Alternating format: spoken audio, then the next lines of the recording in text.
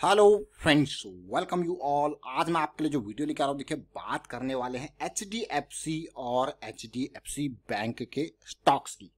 इन दोनों स्टॉक्स को देखेंगे क्योंकि ये दोनों स्टॉक्स स्टॉक मार्केट में हैवी वेट्स हैं। अब आप कहोगे यार कैसी बातें कर रहे हो, हैवी वेट्स हैं मतलब कि जैसे रिलायंस इंडस्ट्रीज, TCS, ये दोनों नंबर 1 नंबर 2 वाले रहते हैं। कभी कोई आगे पीछे पोजीशन इनकी हिलती रहती है, लेकिन ऑलमोस्ट आज की डेट के हिसाब से देखोगे तो मोर देन 12-13 लाख करोड़ का मार्केट कैपिटलाइजेशन है रिलायंस और TCS का। लेकिन जब HDFC की बात आती है, देखिए HDFC ग्रुप के स्टॉक्स, चाहे HDFC bank, HDFC AMC, HDFC life, ये स्टॉक्स हैं। लेकिन इन दोनों की अगर मैं बात करूं तो ये दोनों मिलके रिलायंस और TCS के बराबर पहुंच जाते हैं मार्केट कैप का कंपैरिजन अगर किया जाए तो। और इन दोनों को स्टॉक्स को एनालाइज करते हैं, आज देखते हैं किस तरीके से मार्केट की डायरेक्शन चेंज करने की हिम्मत रखते हैं। और आगे बढ़ने से पहले मैं आपको बता दूं, अगर आपने अब तक चैनल को सब्सक्राइब नहीं किया तो जल्दी से सब्सक्राइब कर ले, बेल आइकन को प्रेस कर ले, जिससे आपको नोटिफिकेशन आती रहेगी। और प्राइस एक्शन सीखते रहिए। और स्टॉक मार्केट में कभी भी इन्वेस्ट करना हो तो ऑलवेज रिस्क मैनेजमेंट के ऊपर सबसे ज्यादा ध्यान देना है, क्योंकि stock market investment are subject to market risk. अब ये देख रहे हो आप, ये टॉप 100 स्टॉक है मार्केट कैपिटलाइजेशन के हिसाब से। अगर मैं यहाँ पे देखूँ, रिलायंस इंडस्ट्रीज का market capitalization almost 14 lakh crore है। TCS का अगर आप देखो तो 12,80,000 करोड़, मतलब ऑलमोस्ट 13 से 14 लाख करोड़ दोनों का ये मार्केट कैपिटलाइजेशन, दोनों को देखो आप इंडिविजुअल लेवल पे। लेकिन HDFC बैंक को देखिए 8,50,000 करोड़ के अराउंड, और HDFC को देखूं तो ऑलमोस्ट 5 लाख करोड़। तो ये भी दोनों मिलके सीधे पहुंच जाते हैं इस रेंज में, रिलायंस के बराबर के, रिलायंस के आसपास है, TCS या रिलायंस के बीच में। तो इसीलिए ये दोनों में भी इसी तरह की काबिलियत है जो रिलायंस और TCS के पास है। अगर मैं बात करूं अभी फ्राइडे को जब मार्केट हिली थी, देखिए रिलायंस और TCS ने दोनों ने मिला के जबरदस्त मूव निफ्टी में दिया था। और अभी के टाइम पे अगर आप इंडेक्सेस को देखो तो मिड कैप और स्मॉल कैप का इंडेक्स जब से भागा है बिल्कुल ऐसे जा रहा है मंथली पे, कोई करेक्शन का नाम नहीं ले रहा। तो वहां पे करेक्शन की डेफिनेटली एक इंतजार रहेगा मंथली के लेवल पे। मंथली एक बहुत बड़ा टाइम फ्रेम होता है, जब इस तरीके से बड़ी रैली आती है तो एक बबल काइंड ऑफ सिनेरियो बनता है। और अगर मैं बात करूं उसी तरीके से निफ्टी 50 या फिर लार्ज कैप स्टॉक्स की आप बात करोगे तो आपको यार यहाँ पे क्या फिर से अपॉर्चुनिटी बनती हुई दिख रही है। तो चलिए देखते हैं, सीधे आपको HDFC के ऊपर सबसे पहले लेके जाऊंगा और स्टार्ट करते हैं मंथली चार्ट से। मैं आपको हमेशा कोशिश करता हूं कि आप कभी भी किसी भी स्टॉक को देखो, हर टाइम फ्रेम वाइज उसको समझने की कोशिश करो। सबसे पहले आप इस लेवल को हम समझने की कोशिश करेंगे गिरावट से पहले, फिर इस लेवल को समझने की कोशिश करेंगे गिरावट के ये भागने से पहले। जो ये कंसोलिडेशन इस रेंज में हुआ था, रैली आई, नो डाउट बहुत ही बढ़िया रैली, और उसके बाद ये करेक्शन इन प्रोग्रेस चल रहा है। आपको ये तो बहुत ही अच्छी बात है। लेकिन अगर मैं यहाँ पे आपको कैंडल हटा के खाली लाइन चार्ट लेके आऊं तो आप कहोगे तो ब्रेकआउट हो चुका है। आप देख रहे हो, आप ये ब्रेकआउट, कंसोलिडेशन और ब्रेकआउट हो चुका है, क्योंकि यहाँ पे जो लाइन चार्ट होता है वो क्लोजिंग प्राइस के बेसिस पे कैलकुलेट होता है और ये विक्स को यहाँ पे कंसिडर नहीं करता है। तो ये इंपॉर्टेंट पार्ट। अब आप देखिए, आप कहोगे यार ये तो कई महीनों की करेक्शन है, क्या ये यहाँ पे रिजॉल्व होगी? अगर रिजॉल्व होगी तो अगर आप तसल्ली से देखो, ये जब इस एरिया को पार करके चला गया था, ये वाला जो पीक पॉइंट है, ये यानी कि पिछले कोविड से पहले की जो पीक पॉइंट था, उसके बाद आपने देखा कि प्राइस इस एरिया में फिर से सपोर्ट लिया। क्यों? क्योंकि प्रीवियस हाई क्या था हमारा, यहाँ पे सपोर्ट का काम किया। और वापसी देखिए कितनी अच्छी हुई है, वापसी, इंपल्स, करेक्शन और इंपल्स। आपको वाह मजेदार। लेकिन अभी नहीं, ये HDFC का स्टॉक है तो हम इसको और छोटे टाइम फ्रेम में देखेंगे, फिर हमें HDFC बैंक को भी एनालाइज करने की कोशिश करेंगे। अब एक और इंपॉर्टेंट पार्ट सबसे पहले मैं आपको यहाँ पे दिखाना चाहूंगा। ये आप देख रहे हो, ये पार्ट, ये हाई, इस हाई ने स्पाइक्स के थ्रू यहाँ पे इसके एरिया को, स्ट्रक्चर को ब्रेक किया, यानी कि ब्रेक ऑफ स्ट्रक्चर यहाँ पे बना हमारा।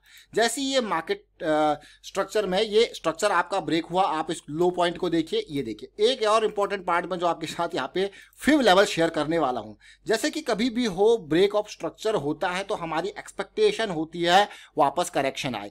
और एक माइकल जी के अकॉर्डिंग में एक स्वीट स्पॉट एंट्री जिनको कहा जाता है वो 70.5, यानी कि बहुत बार स्टॉक इस लेवल को हमारे पास सपोर्ट देते हैं। ये देखिए ऑर्डर ब्लॉक थ्योरी है, और एक बहुत बड़े एनालिस्ट हैं मार्केट के, उन्होंने ये ऑर्डर ब्लॉक थ्योरी दी है, जिसमें उनका मानना होता है कि जैसे ही ये आपका प्रीवियस स्ट्रक्चर ब्रेक होगा तो प्राइस की टेंडेंसी होगी कि वो 70.5 के एक, मैं कहूँगा बहुत ही इंपॉर्टेंट लेवल पे आना चाहिए। और जनरली नॉट 70.5 बल्कि 62 से लेके 78 के रेंज में, और जिसका मीडियन है 70.5% का। तो ये देखिए बिल्कुल ideal situation and you got a big rally from there.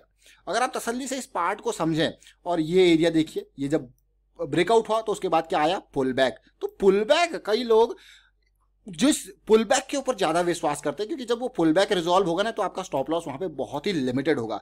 और दूसरी इंपॉर्टेंट बात, इस एरिया को समझने की कोशिश करेंगे। ये एरिया हमारे लिए क्यों इंपॉर्टेंट है, क्योंकि अभी फिर से आपको उसी तरीके की सिचुएशन देखने को मिलती है।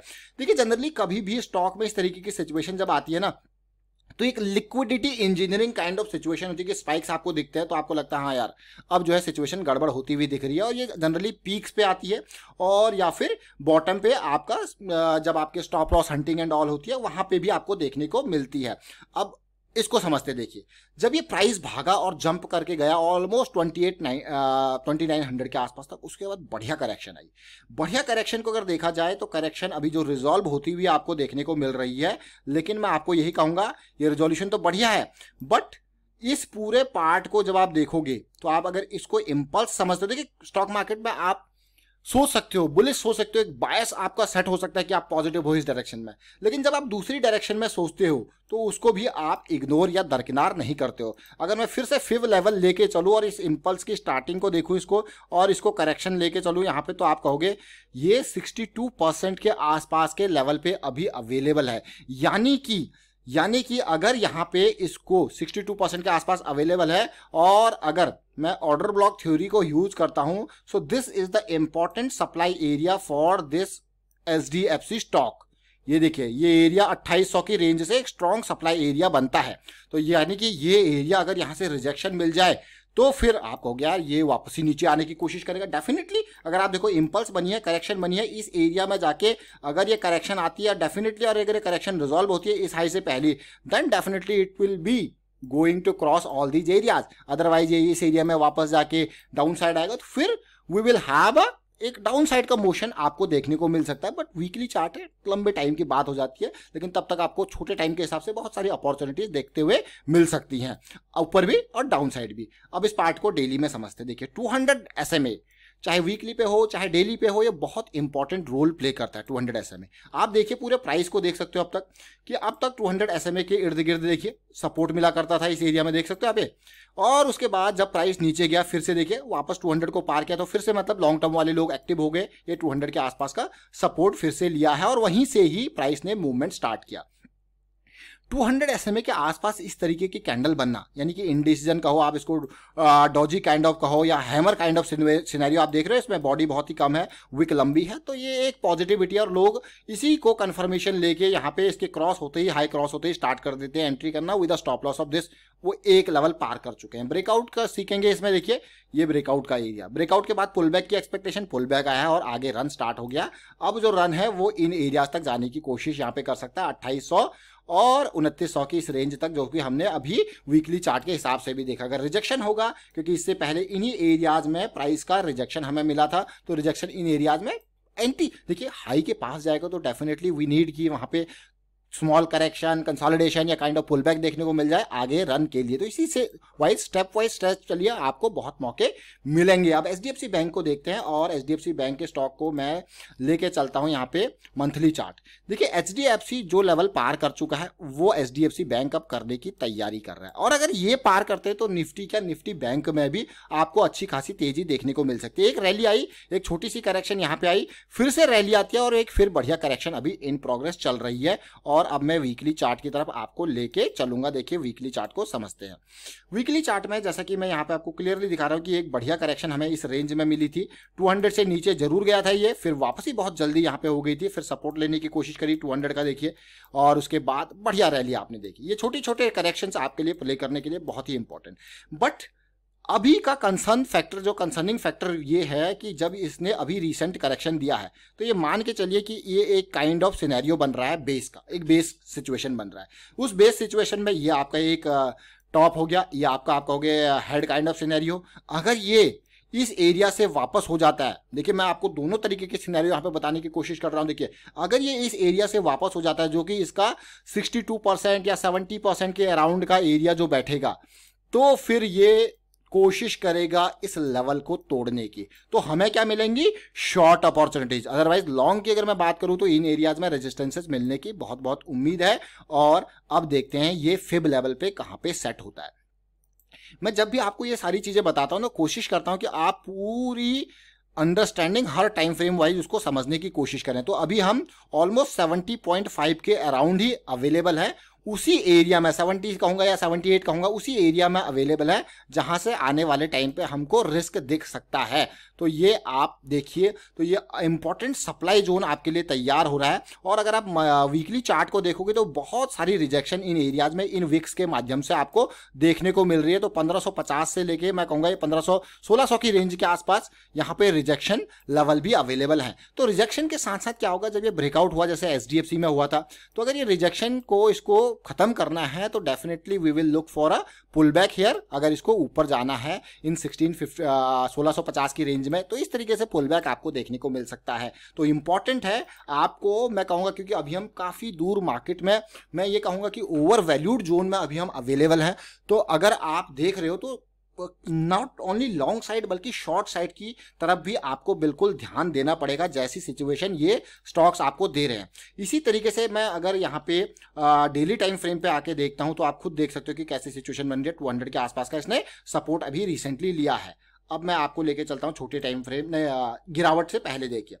जब सिचुएशन आप देखोगे, जब मार्केट में बहुत जबरदस्त पेन आया था कोविड में, लेकिन उससे पहले देखिए आप ये सिचुएशन देख रहे हो, आप ये हाइज बढ़ ही नहीं रहे थे, फिर ये स्ट्रक्चर ब्रेक होता है, फिर एक पुल बैक आता है इस स्ट्रक्चर के ब्रेक तक। यही चीज मैं आपको समझाने की कोशिश कर रहा हूं। देखिए अगर ये पुल बैक यहाँ पे ब्रेक होने के बाद आएगा तो ये आपके फिर आगे शॉर्ट काइंड ऑफ अपॉर्चुनिटीज तैयार होती है। उसके बाद देखिए, मतलब पूरी तैयारी यहाँ पे हुई थी और इनको अगर देखोगे, देखिए 2 कैंडल वीक की, फिर वापसी।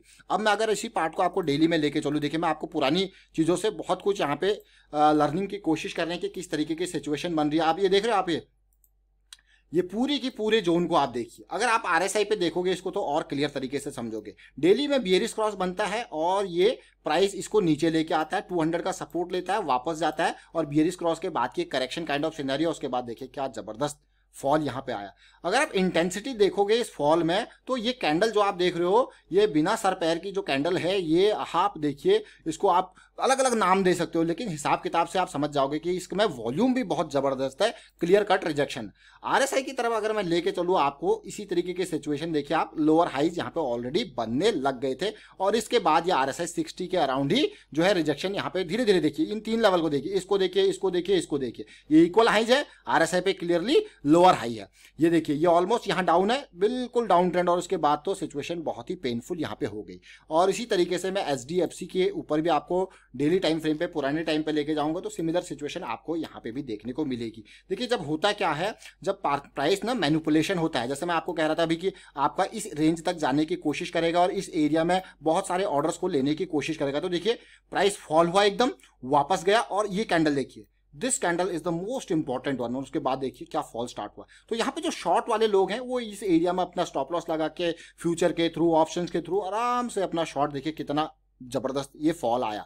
तो ये फॉल बहुत कम टाइम आते हैं, ऐसे फॉल रेयर सिनेरियो होते हैं, बट हाँ करेक्शन से पहले ऐसी चीजों को आप समझ सकते हो, भाप सकते हो। मूविंग एवरेज से दूरी, जैसे कि यहाँ पे आपको देखने को मिला इंडिसीजन कैंडल, तो these are the most important thing to understand. तो अभी हमने SDFC और SDFC बैंक की यहाँ पे स्टॉक को एनालाइज करने की कोशिश की और उम्मीद करता हूँ आपको ये समझ जरूर आया होगा। देखिए प्राइस एक्शन बहुत इंपॉर्टेंट है, भाव भगवान होता है, भाव को समझिए, भाव के हिसाब से आप आगे की अपनी स्ट्रेटेजी बना सकते हो। वीडियो अच्छा लगा तो शेयर जरूर कीजिए, लाइक कीजिए, प्राइस एक्शन सीखते रहिए and thank you for watching the video.